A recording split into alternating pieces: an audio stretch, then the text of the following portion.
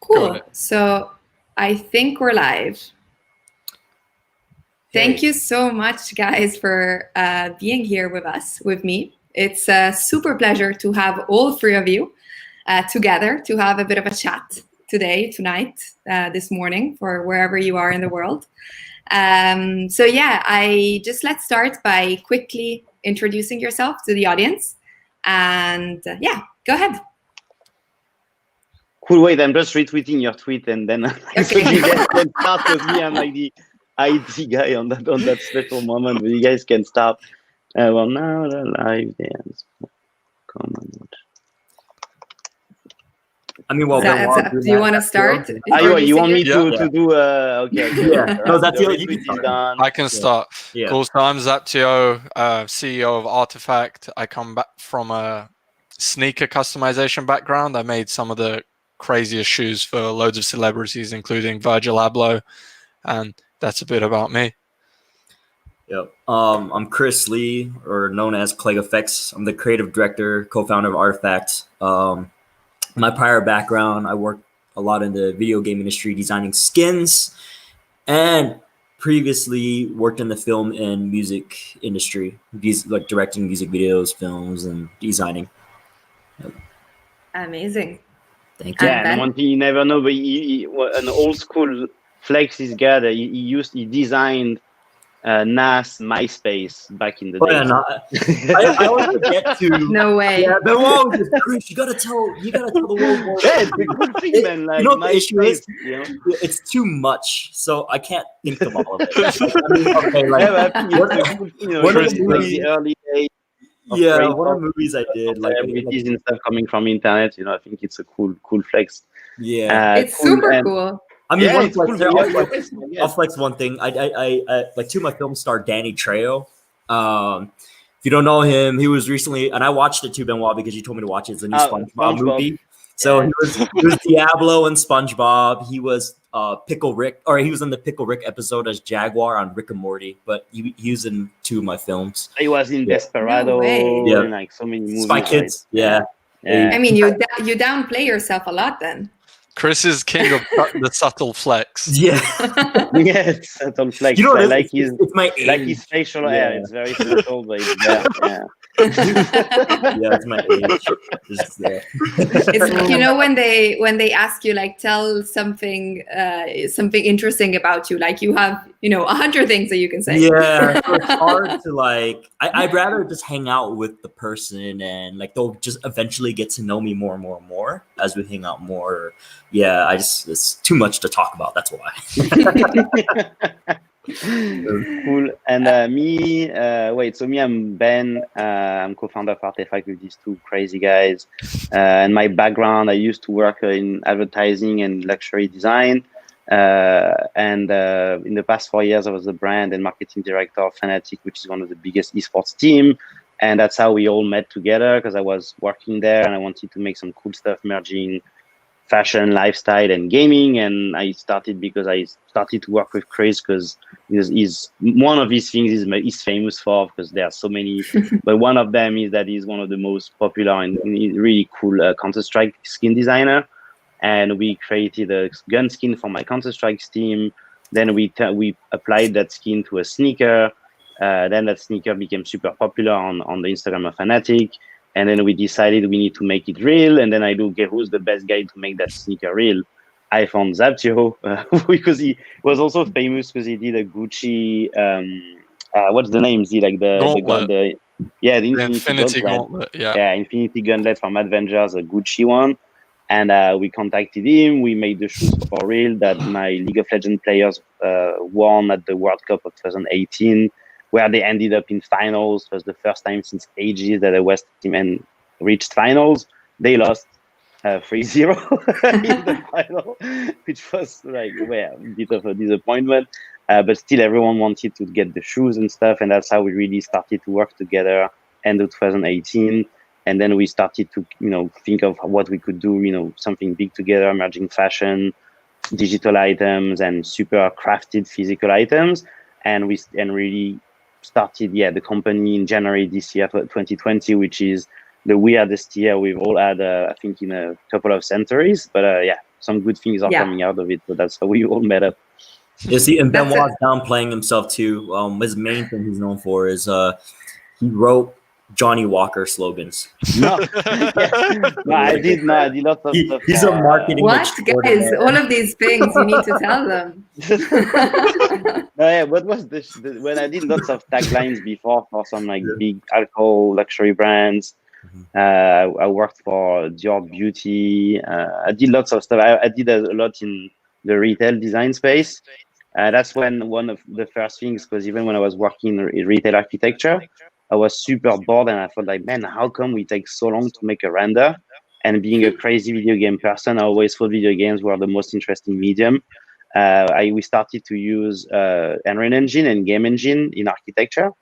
And at the time, after it was 2015, I did a company using VR, and I was one of the first ones to get the prototype of the Vive. And Chris as well, you got the prototype, right? Like the Vive Prey. You got it right at the same time because he was a designer.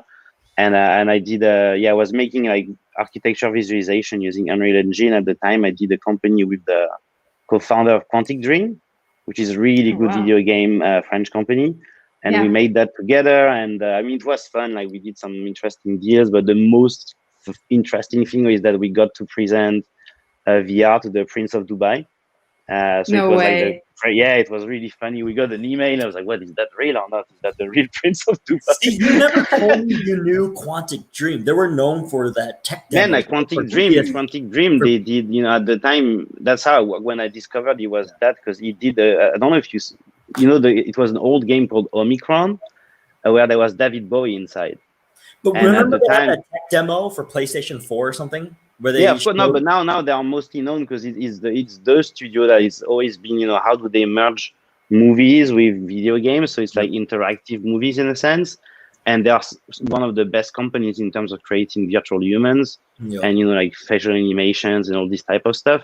But they were really the first company that was really trying to take what's best from the movies and cinema and add choices because of interactivity of the video game medium. And some of their games are like some of my favorite ones. But when I met that guy, first he was an amazing Unreal Engine artist. He was really, really good. And also when he told me that he created that game that I used to love when I was a kid, I was like, oh man, like it's so cool to make company with this guy, right? And and the Dubai trip was really good. Like we flew first class on Emirates and we saw the prince and it was crazy. Yeah. So it's amazing. That's super cool. And I guess like you answered a little bit already, but like how did all of you three basically decide to create Artifact? Like who decided what was it? Just a random idea? Like tell us a little bit more about the history behind it. Like I think it was not random. I think because when we started to work together, first we realized that we got along super well. I think that's super important, when you make a company, because then you're gonna spend a lot of time with these guys. And 100%. so if you don't get along or don't have like common interest or jokes, it can be very difficult.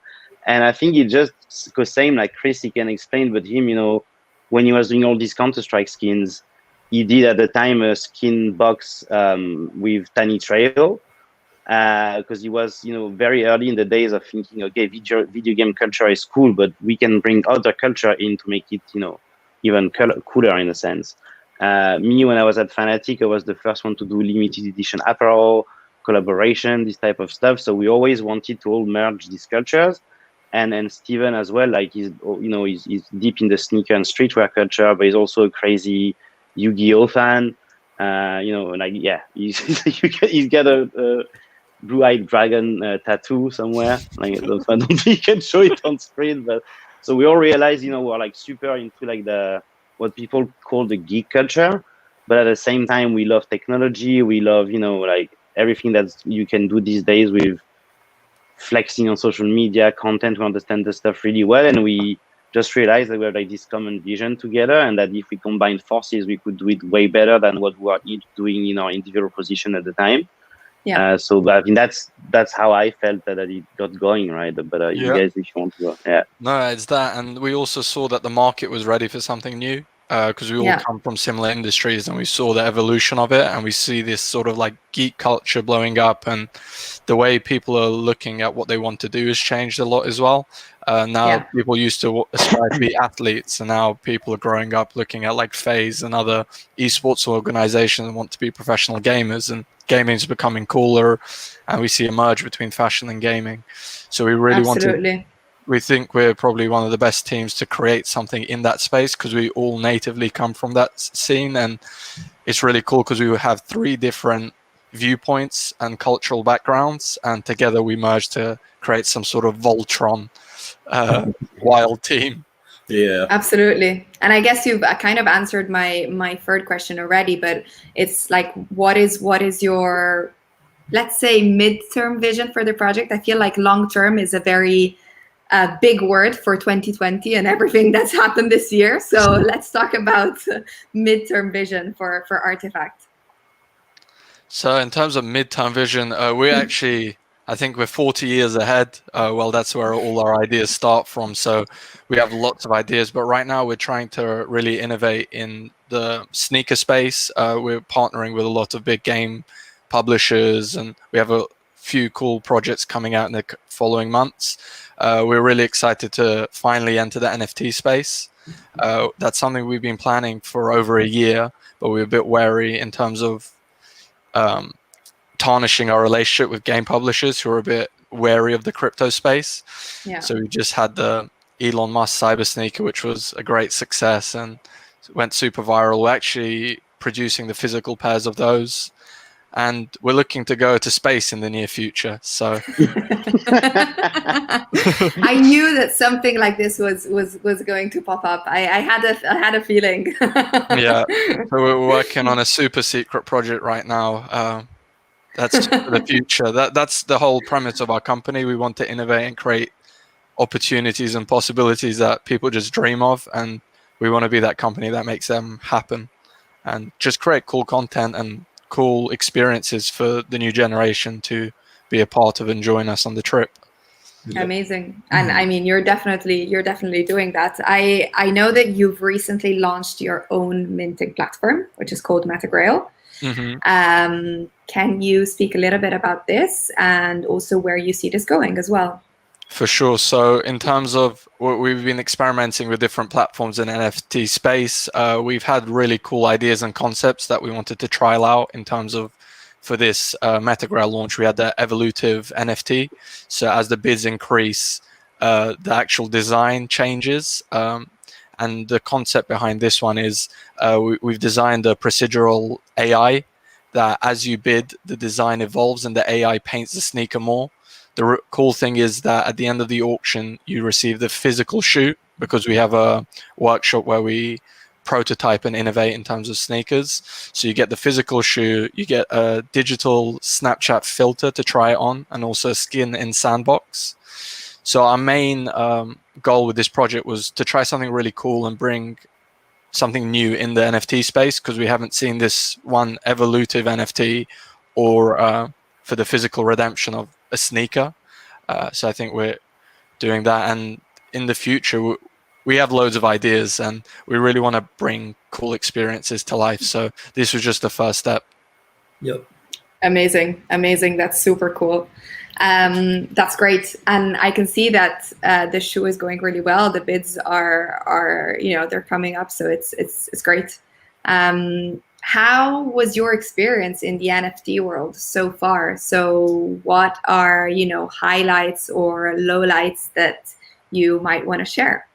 I think it's a double-barrel question that I can answer quite easily. Highlight was when we dropped the Cyber Sneaker, which was our first super viral shoe that Chris actually edited it on Elon Musk, and the picture went so viral, everyone thought it was real.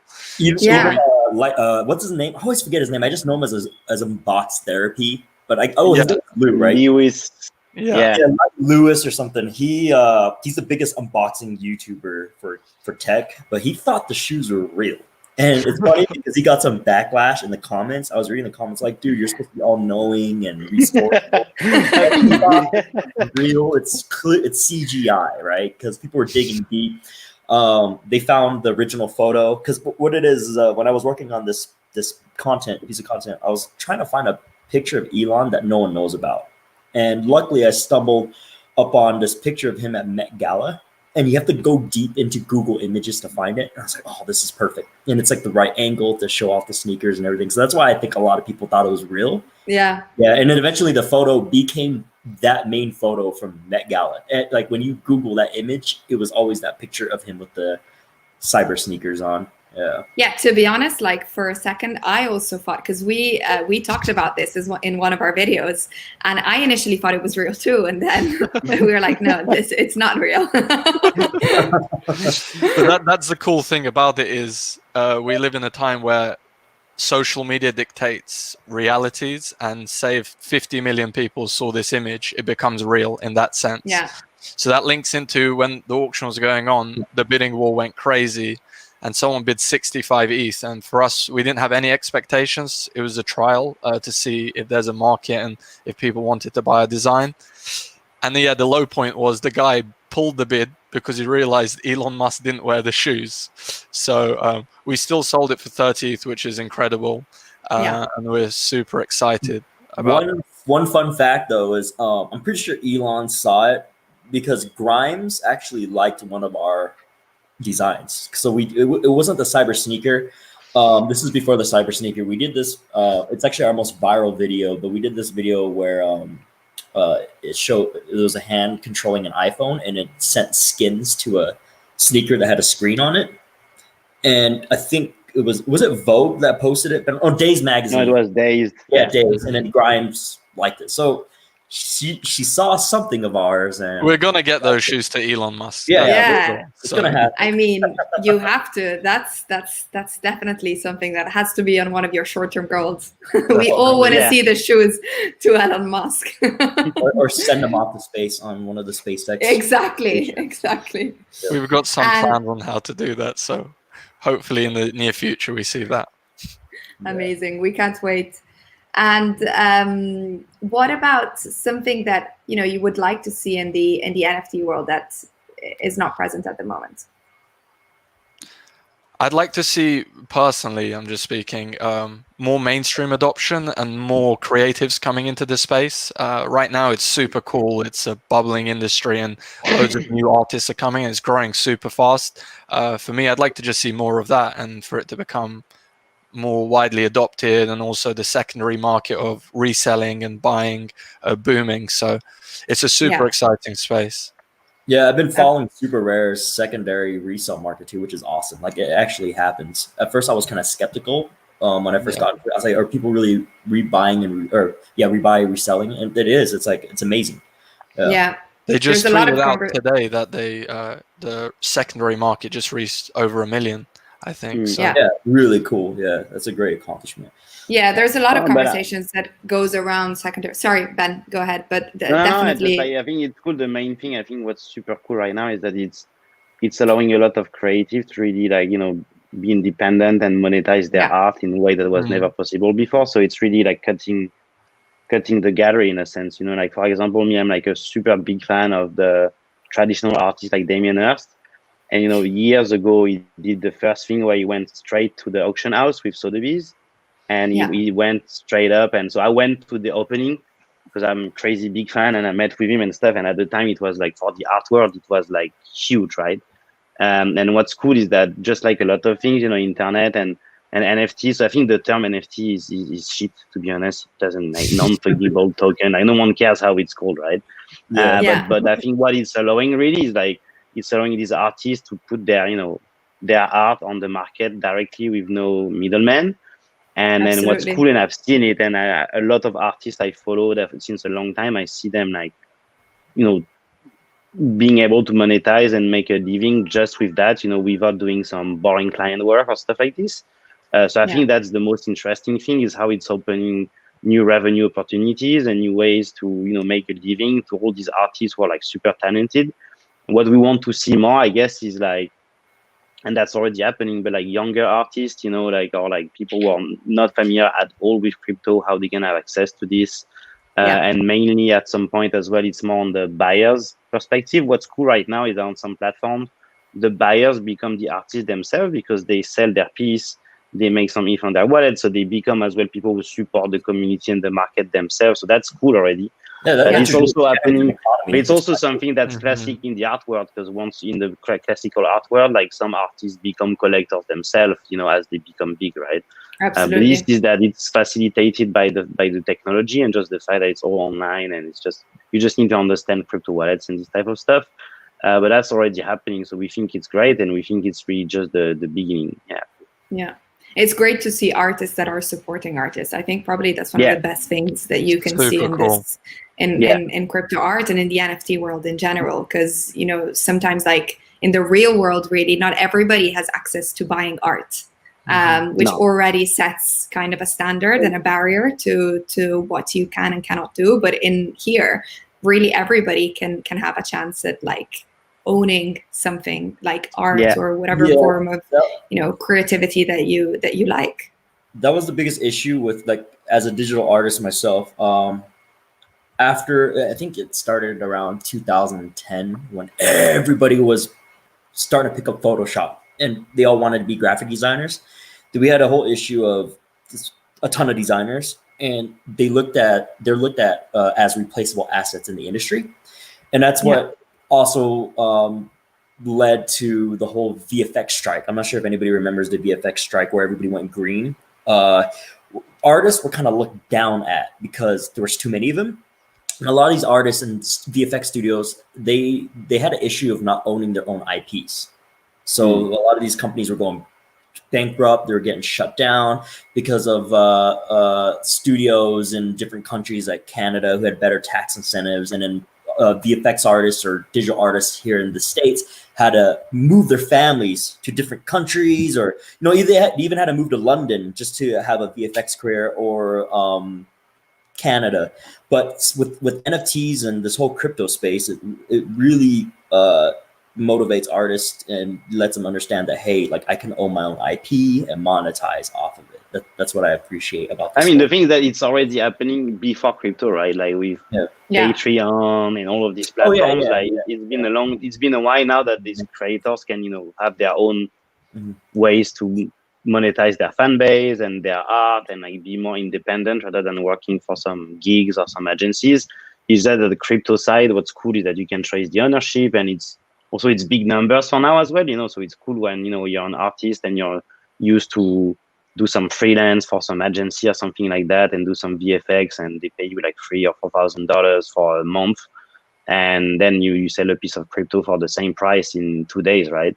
So I think also that it's kind of a bubble. We don't know where it's going, but it's just another tool for creators to actually make money with their art and their passion, right? So anything that's helping that in that kind of like creator economy, we support it and we want to be a part of it, because that's the main thing that excites us the most.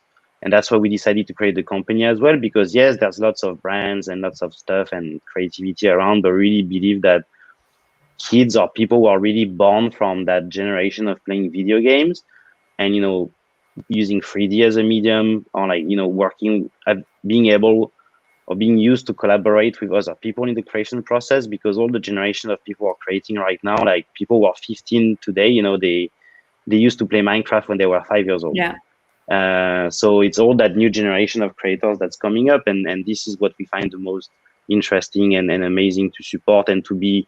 We are a part of it, but we also want to empower the next people who are going to be like us in the future. We're going to be able to do stuff even better than us, or like, cooler than us. Absolutely. And so that's the main thing that's interesting us. So NFTs and stuff is one part of that, and that's helping, and that's great. But we are really looking more at the bigger picture of how that next generation of creator and kids are going to be able to do stuff that was never possible 10 years ago for the same type of profiles. Absolutely. And that's amazing. Absolutely. Guys, thank you. I have some quick questions for you, which are fun, I think. Okay. So I'll go ahead and start. Nothing too surprising, don't worry. So first question is, favorite crypto artist in the space right now? Me, I think so. I would say him because he killed it, but also because I think he understands the culture. But I think Beeple Crab, what he did with his drop on Nifty and how he linked that to a real world event with the election, how he made the the actual art dynamic depending of what's the real world result. I think that was genius. Yeah. And also this guy is an OG guy, you know, he's making 3D every day since I don't know how long now, like years. And so I think, yeah, I thought that was one of the coolest stuff. And another one I really love just personally as an artist is that guy that does lots of crazy machine learning guy, like Quasimodo. I think he's big in the space, and just artistically, I really think what he does is dope. So that's my personal choice. For me, I'd say the same. I like Beetle Crab. There's also Ferocious, Blau, and Coldy. A few of the artists that I've been following and really like the work. Yeah, Blau is definitely holding it down. And then Kid Mograph. No one talks about him. Yeah. Kid Mograph, he was very prominent in Instagram. And then I was happy to see his stuff on Super Rare. But yeah, those are my two. Nice. A good mix there. I like it. One thing you can't live without. Internet connection. Yeah. Yeah, internet. It's actually Photoshop. Easy one then. Yeah. What about your hands, Chris, man? If you've got no hands, it's no way. No, I'm heading towards bionics. Like, if I had the opportunity to upgrade my hand, I would. Like, I used to be worried about it with Neuralink and bionics. I think I'm good. I'll have like Skywalker robot hand. Let's do it. Instagram or Twitter? Instagram. Twitter. I've been switching more to Twitter recently, but yeah, me too. Yeah, Twitter's. I think actually it's cool. I'm gonna change my answer to Twitter as well. Yeah, so just Twitter. I'm on it since the beginning. I'm not super active personally, but I'm on it every day because since I use it in 2009 or something, you can just really have direct access to super smart people you really like, you know, even book authors or stuff like that. And just I think it's a much more like intelligent medium. And Instagram these days, it's cool. I mean, it's good as a brand, you know, if you want to sell stuff, etc. But just these days, as a creator, it's very tough. Like, it's hard to be discovered. People take your stuff without crediting anything. And it's just like a feed of, you know, you don't know. Honestly, I don't know what they're doing with Reels and all of that. It's weird. Like, TikTok is like, actually, even if I'm too old to really use it, but to consume it, I'm not that old. No, but it's not. Chris is the expert. If you want to speak about shadow banning and TikTok, he can go on for 2 hours. But TikTok is an example of, like, when speaking about kids' creativity, it's amazing how they use the platform to be smart, creative, make the content dynamic, replying to each other and stuff. It's really one of the biggest and most interesting platform there is. And once you spend a bit of time on TikTok, you feel that Instagram is like the past, like really it's got nothing to do. Yeah. Like on TikTok, what no one realizes is because of their algorithm, compared to different social media platforms like Facebook, Twitter, and Instagram, it was able to fuse old people with young people together and let them understand each other's culture. Like, I'll see an old grandma doing a trend that Gen Z created. Like, without TikTok, that would never happen because with Facebook's algorithm, it shows what only if you're 50, 60-year-old guy in the politics, you're only going to get fed that kind of stuff on Facebook. But TikTok For You page, even with their algorithm, somehow they still show you like cool Gen Z trends to an older audience, and they kind of get each other. And then even when I first hopped on TikTok, I noticed the older audience even created their own trends that the younger generation followed suit after. So it's kind of cool how it's merging all the age gaps together into one, which is what I think is really fascinating with TikTok. Yeah. So I should have said Twitter or TikTok then. Yeah.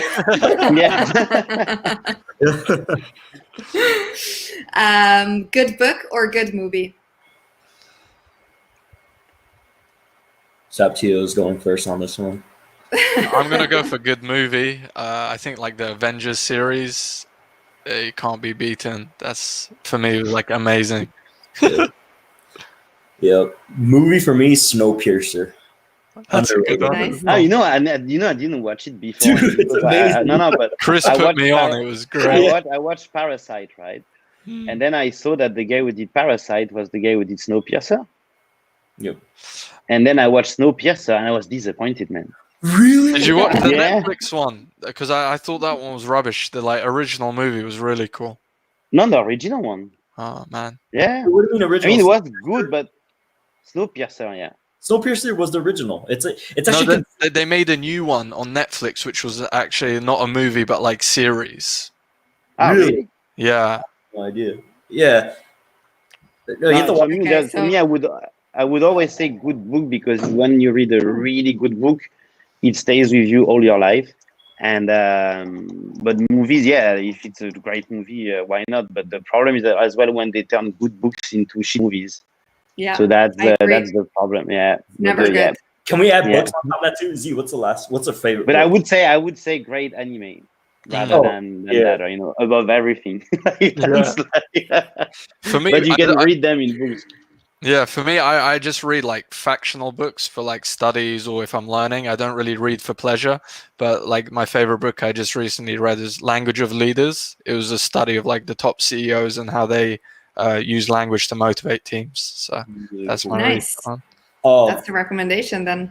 Yeah. I know. So me, so just to interject, me, I hate this type of books.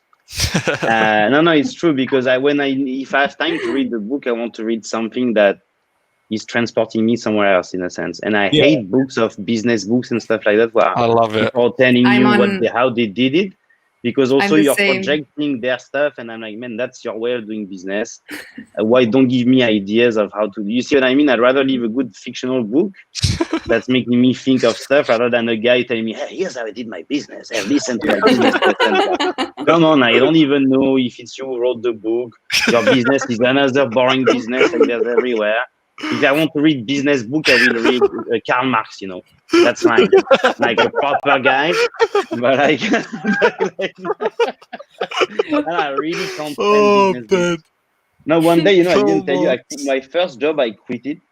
It was a long time ago, and it's linked to what we do today. My first job, I was part in a company where we were doing creative community contests for brands, and it was like 2010, I think. And the CEO, he gave me a book to read a business book. And I went in holiday and I read the book and I said to my girlfriend, I quit. I can't work for a guy who recommends me to read that book. And I came back from holiday and I quit. No way. Tell me the story. Yeah. So what's Love it. you like though, Ben? So then, what is it? Good movie or good book for Ben? I mean, good book. Good book. Okay. Yeah. Last question. Do you think humankind will move to Mars in the future? 100%. Yeah, definitely. Yeah. That's the plan, right, for you guys? Yeah. We're Yeah. already setting up bases there. That's the only way we can expand humanity, because Earth is going to get struck by a meteor. Like Earth is going to cease to exist, and to expand humanity, we got to colonize the galaxy, the universe. We have to. It's going to happen. Yeah. And the technology is just improving at such a dramatic rate that in 10 years we won't even be able to imagine what will be possible. So And we can go down this deep rabbit hole. I like talking about this. yeah, we could speak about this for hours. Yeah. I have no doubt. Okay, guys, thank you so much for taking the time. It was such a pleasure to have you and to chat to you. Thank you for hosting us. We really appreciate Hope it. to Thanks chat for to you hosting soon. us. Yeah, we'll For do. sure. And best of luck with all your endeavors. Thank Also, you. we've been Keep you loving the posted. videos that you've been doing, keeping us updated on the NFT space. So Yeah, we try. Keep We them try. coming. Awesome. Bye-bye, guys. Bye. Thank Thank you. you. Bye-bye. Bye.